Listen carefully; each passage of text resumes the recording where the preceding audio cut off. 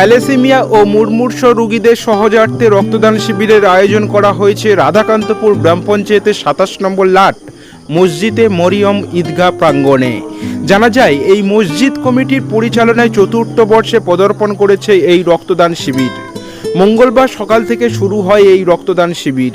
এই শিবিরে ১৫৪ জন রক্তদাতা রক্তদান করেছেন। রক্ত সংকট মেটাতে এই উদ্যোগ মসজিদ কমিটির।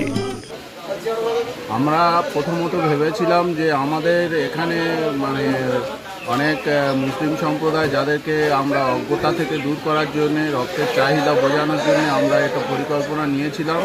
এবং আমাদের গরিব অধ্যুষিত এরিয়া, যেখানে রক্তের অভাবে মানুষ অনেক থ্যালাসেমিয়া বা অনেক রোগের কারণে তারা সাহায্য সহযোগিতা পাচ্ছিল না, এই সমস্ত উদ্যোগে আমরা চেষ্টা করেছি যে আগামী দিন আরও ভালো করে রক্তদান করব, এরকম একটা পরিকল্পনা নিয়ে আমরা এগিয়ে চলেছি। এদিন এই রক্তদান শিবির থেকে রক্তদাতাদের সম্মান জানাতে এবং তাদের কাজের স্বীকৃতি স্বরূপ রক্তদান করার পর তাদের হাতে একটি করে সার্টিফিকেট প্রদান করা হয়।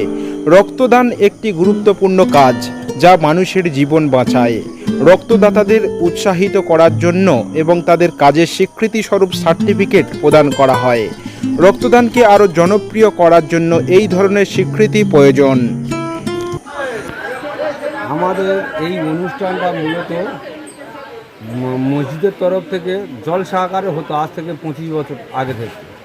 কিন্তু আমরা কয়েকজন ইয়ং ছেলেরা মিলে যখন দেখলাম যে শুধু জলসা করে সমাজের খুব একটা উন্নত হচ্ছে না, আমরা হিন্দু মুসলিম যাতে পাশাপাশি বাস করি, যাতে সবাইকে উপকার করতে পারি, এইরকম উদ্যোগ নিয়ে আমরা আলোচনা করে যে আমরা দেখেছি যে রক্তের জন্য বিভিন্ন ব্লাড ব্যাঙ্কে আমাদের আত্মীয় স্বজনরা রক্তের জন্য ঘোরাঘুরি করতে, রক্ত পাচ্ছে না, অনেক সমস্যা হচ্ছে।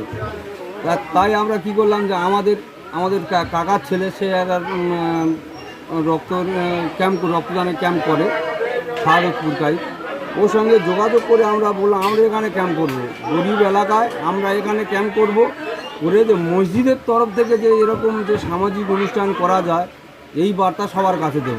তাই আমরা উদ্যোগ নিলাম। বিগত 4 বছর আজ এই নিয়ে আমাদের 4 বছর রক্তদান ক্যাম্প হচ্ছে।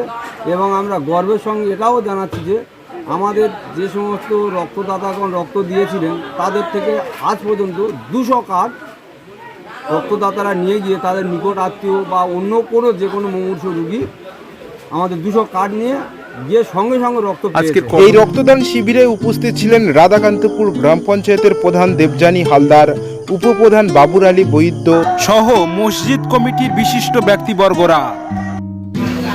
আমি মসজিদে মরিয়ম পেশ ইমাম, আমার কমিটিগুলির সাথে আলোচনা করেছি যে আজকের আমাদের এলাকায় দেখা যাচ্ছে বিভিন্ন এলাকায় আমাদের কাছে ফোন আসে যে রক্তের অভাব। এ পর্যন্ত কি আমার কাছে অনেক খবর এসেছে, অনেক মানুষ রক্তের বিনিময়ে প্রাণটা শেষ হয়ে গিয়েছে। তাই আমার মনে খুব কষ্ট লাগলো, ব্যথা লাগলো। সেই ব্যথার জন্য আমি একটু মশওয়ারা করলাম, সবাই সঙ্গে আলোচনা করলাম যে ভাই, গরিবদের পাশে আমাদের দাঁড়ানো প্রয়োজন। কারণ ঈশ্বর বলি, আল্লাহ বলে, ভগবান বলে, যেটুকু ক্ষমতা আমাদের দিয়েছে, এই ক্ষমতা যদি আমরা অন্য জায়গায় ব্যয় করি তাহলে আমার সেই ক্ষমতাটা অপচয় চলে যাবে। আমার অর্থ হোক, ক্ষমতা হোক, যদি আমরা এমন কাজে লাগাই যাতে মানুষের সমাজে উপকার হবে, মানুষের কাছে মানুষ উপকার পাবে, প্রাণ ফিরে পাবে, সেই উদ্যোগ নিয়ে আমি এদের সঙ্গে আলোচনা করেছিলাম যে আমরা একটা রক্তদান শিবির করিয়েছি মসজিদের তরফ থেকে। কারণ এই মসজিদের তরফ থেকে কোনো জায়গায় এলাকায় রক্তদান শিবির হয় না। এই মসজিদের নাম কি? মসজিদে মরিয়ম, ২৭ নম্বর লাট, পূর্ব মসজিদে মরিয়ম।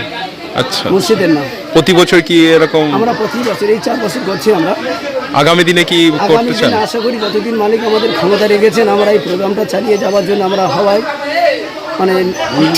অঙ্গীকারবদ্ধ হয়েছি। যদি মালিক আমাদের সহায়তা তাহলে আমরা করবো। তার সাথে সাথে আমার কাছে বিশেষ করে খুব মনে কষ্ট লাগে, বলতেও খুব চোখ থেকে পানি এসে যাচ্ছে। জোটা বড়দেনগরে 2জন মানুষ, অসহায় মানুষ ভিক্ষা করতে আসছিল আমার বাড়ি থেকে। তাদের প্রবলেম ছিল যে আমাদের কিছু টাকা দাও, রক্ত কিনবো।